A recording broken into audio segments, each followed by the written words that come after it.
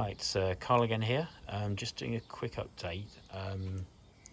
So today's the 14th of June, so pretty much getting close to halfway through the year now. Just wanted a quick update of what's happening in my garden. First thing to say is that the conifers here, very thirsty. They need watering like every day. And the thing is, with conifers, I discovered that if parts of them die, they just don't really grow back. So maintaining the water supply to them is really important. There's a peony that didn't actually produce any flowers this year, but we're hopeful that in future years it will. And here's one that did produce one flower that's obviously come to an end now, so I'll trim that off when I get round to it. This is only the first sort of growing season really, because I bought them at the end of last year out of season, very inexpensive, so no complaints there really, but they should be rather nice for next year.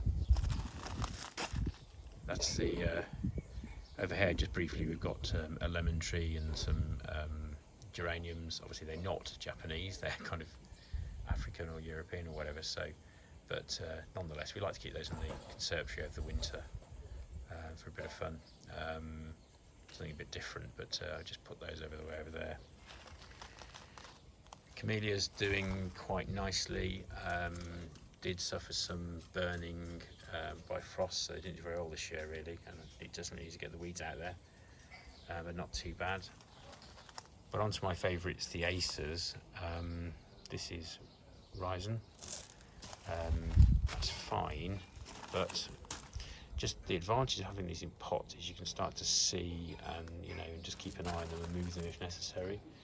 So I'm just keeping an eye on this now because it's starting to get a little bit of wind burn on the at extremes there, so it's getting pretty hot. And again, it's perhaps not the sun directly that's the problem, but it can be the breeze. I've mentioned before in another video, the wind tends to blow down that alleyway there onto them. But another project is to get a gate across there, probably a bamboo gate if I get round to it, so that the wind can travel through it, slow down,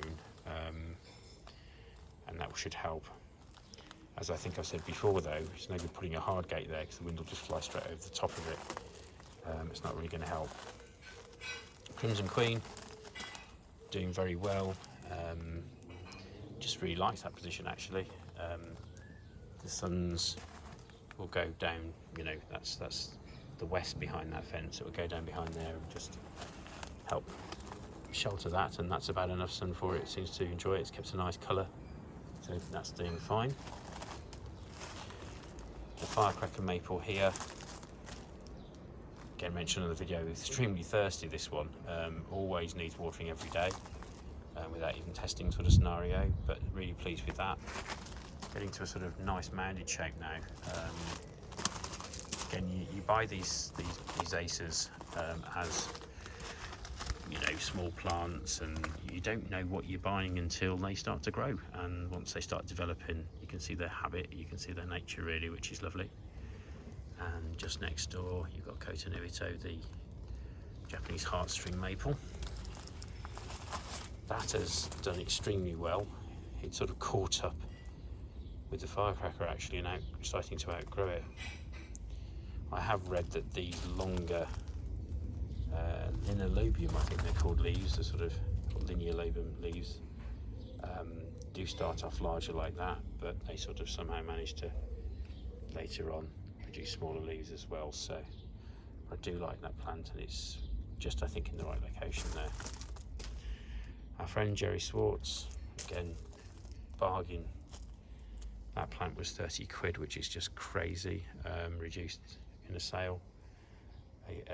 They can get quite green inside, and that's fine, adds a bit of interest to it, but plenty of sun on the tree just keeps that red colour, which is lovely.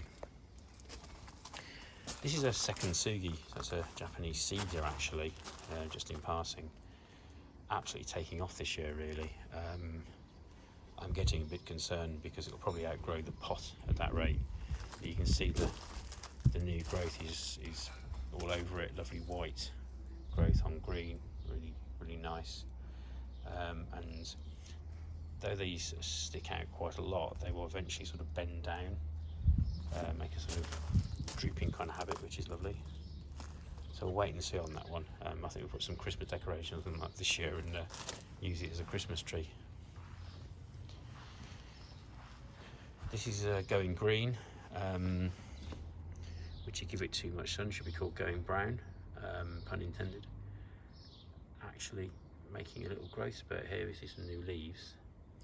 I think it's really good to look at your trees or plants even throughout the year when during daylight, so you can actually see, I think you can see the sun's on the top of some of these, and that's going to affect them in a particular way. So you know, sometimes you get sort of a colour change between top and bottom. Camellia's doing fine. That's doing fine. That's Kojo no Mei, which is Flight of Butterflies, I think it's called. It's a cherry plant, cherry blossom, should I say. Just moving past to here. I thought I'd show you this because it's clear you can see in this light what's going on, I think. So the sunlight is more profound on this front of the plant here, and he's noticed to be less on there, it's in more shade. So as you can see, the plants, the tree's reacting by producing sort of darker reddish kind of leaves, and there's definitely a colour difference between those at the back.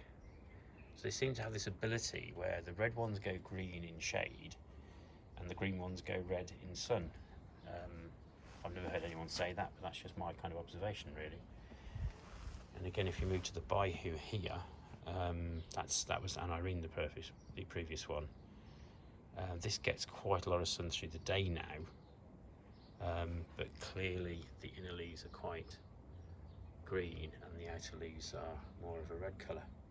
And I think it's okay. If you overdo it, it'll get burnt, but that's going to kind of harden it off, and I quite enjoy the colour changes really. Moving over to Jordan, deep kind of green leaves at the bottom, and as you can probably see,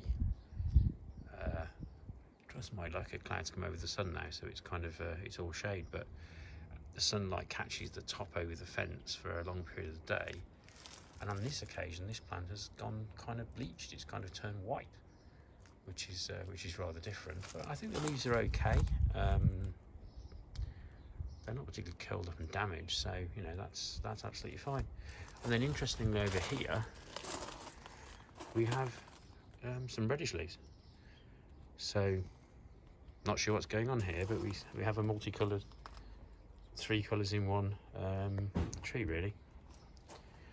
Bloodgood, typical red leafed Acer, pretty large size now. That was a pot probably 2 foot high. Now it's getting on for probably 5 foot, I'd guess, but really enjoys sun, not a problem. That's one of the biggest pots that I've got, and doing very well. Just wanted to show you this one. It's lovely to show all the nice stuff, but I do make mistakes, everyone does. This poor little fellow here, Orodona Nishi, quite dehydrated and dried out. That's too much sun and dry wind really. Whereas down here, the plants, the tree's absolutely fine. So silly me, as the circumstances change, the sun's risen, stays up longer in the day obviously. This particular branch is too exposed.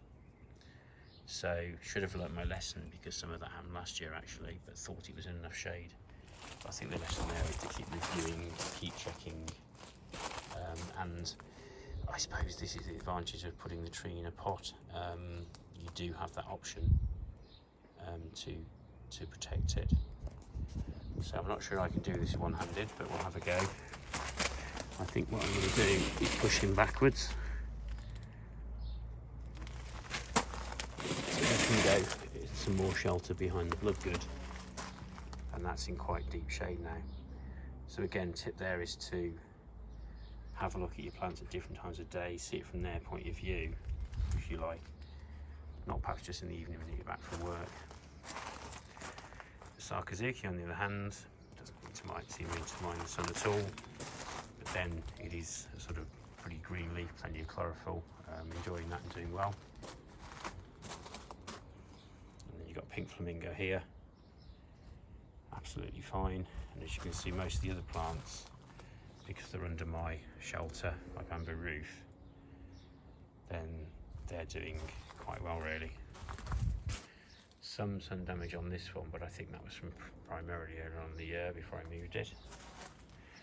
Of course, don't forget with your Acers, they're deciduous, they will lose all of these leaves. They'll inevitably get sort of damaged slightly or burnt over the summer, but there's always that opportunity. They'll always grow new ones next year, as long as it doesn't actually get so sunburnt or damaged that the branches start to be destroyed. That's obviously not good.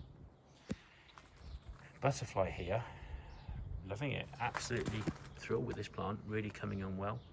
This is quite a slow growing plant normally, but as you can see in this sort of midsummer type situation, putting on new growth, but that's going to be quite tender, so well worth keeping that in plenty of shade with this one. If you give it enough shade, I've actually seen those go almost completely white. I think this is probably a good balance actually, I'm happy with this, but certainly that's what can happen.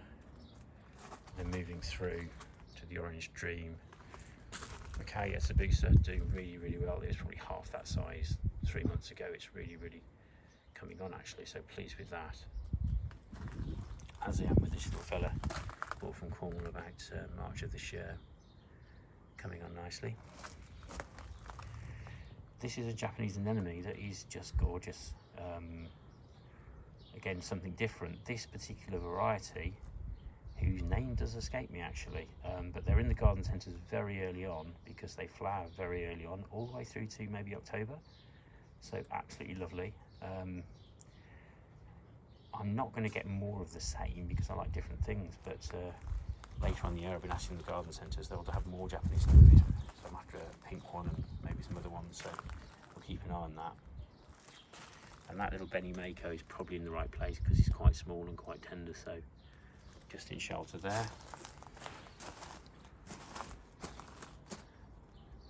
This Moonrise Acer, Siraswanum. Again, it's going through these little changes, so you've got lots of leaves with little red bits on the end. Rather like one I've seen in the market for really, called Tsumigaki. But you can see at the end there's a little bit of burning going on. But stepping back just while the breeze is there, you can see a lot more movement on that side of the tree. So that's probably what's drying it out. It's getting more wind bouncing off the back there. So I might consider moving that, but it's not too bad. But food for thought. Trompenberg's looking good. Hostas, just growing to love these actually. Really nice plant. Again, they'll die back to the ground, so if any of these are damaged, don't worry, they'll always come back next year. But doing really well, as is Fatsia japonica. Shishigashira. So you can't really go too wrong with all these because they're in shade.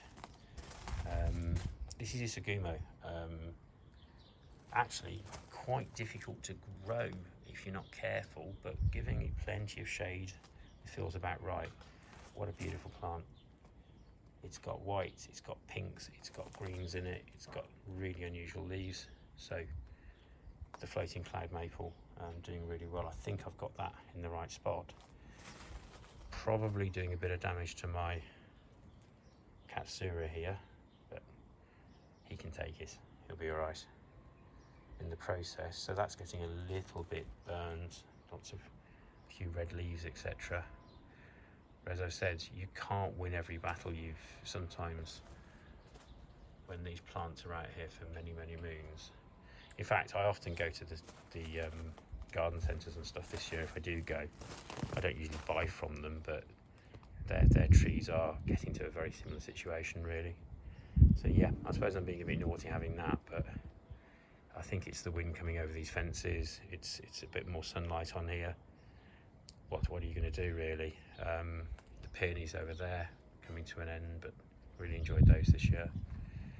And I think what I might try and do more of is using a conifer or something as a bit of a windbreak. If I got some bigger conifers, I could probably construct that and protect these trees as well. one I haven't mentioned before, I don't think, is Spirea. So these again, all the leaves fall off, they go sort of bare sticks really. But nice little plants, and they grow these little flowers on top. Really love sun, the more you can give them the better. So again, that was, I think, a good choice to put there as a bit of a wind and a bit of partial shade to the others. Obviously, if you keep the Cryptomeria or your conifers well watered, they're not going to have a problem. This guy is still suffering a bit of wind damage, but I think he'll be okay. I've got 3 of these, so it's a bit naughty, but I'm not quite so concerned, I suppose. And then, just coming to the end,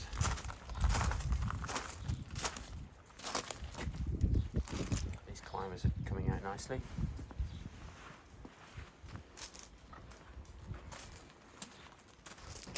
And once again, because these are full sun lovers, the Sengucark is turning a bit red, but they're not really damaging the leaves. They're doing very well, very sun tolerant. Because they are plants that like the sun, they're doing very well indeed. And really finally, just an update on these fillers down here. So Dissector filigree, yeah, no problem there. Doesn't seem to mind the wind too much actually, nor does this fella. So to find one that's, you want to see references to ones that are sun tolerant, but to find one that's wind tolerant is also quite an asset. But these seem to be doing okay actually. Still needed to sort of fill in the bare bits of branch in the middle, but it does seem to be starting to do that, which is great. So I might even trim this back at the end of the year. I don't usually do that, I like just let them grow. Not really decided yet, but having a bit of a trim would probably get more growth going at the bottom and sort of fill it in more. But you know, in a way it's quite nice, and on the other hand, if I let it grow, I'll be able to walk underneath this, which I can virtually now anyway. And there's my little Shana, the sad story I mentioned before in a previous video. But I think she's okay. I think we need to get through this year and see what happens really. But that was, you know, silly me putting it in a place it didn't really want to be. So all in all, got through to midsummer. Obviously, if you can protect the Acers and keep them as nice as possible, then in the long run, you're going to enjoy those autumn colours. But if you've burnt all the leaves and done them a lot of harm, there won't be any leaves to change colour. So fingers crossed we can keep them going in a reasonable condition. I can't protect everything, it's just not, I can't really do that. I suppose I could put loads more stuff under here, but again, this is wind protection for some of the smaller, more delicate plants, so I think they'll stay put really. But I suppose the conclusion for me is this is why I like them in pots, because if I'd have buried these in the ground, I would have made some horrendous mistakes. Well, I still am making mistakes, but at least I've got the opportunity to move my plants and help. And as my knowledge grows, I can move around and progress and put them where, as I said before, they want to be, not where I want to put them. As ever, I think that's a key message. Still learning, but hope you've enjoyed that, and we'll see you soon. Take care.